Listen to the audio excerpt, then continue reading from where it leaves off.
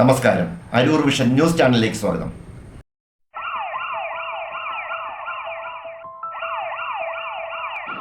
ഇതൊരു ദുഃഖകരമായ വാർത്തയാണ്.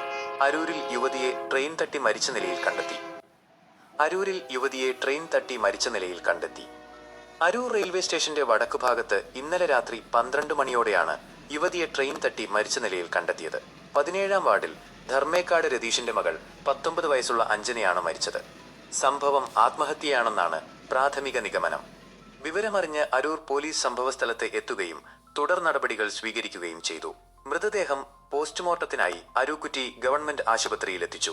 പോസ്റ്റ്മോർട്ടം നടപടികൾ നടന്നുകൊണ്ടിരിക്കുകയാണ്. ഈ ദുഃഖത്തിൽ ആ കുടുംബാംഗങ്ങളെ അനുശോചനം അറിയിക്കുന്നു.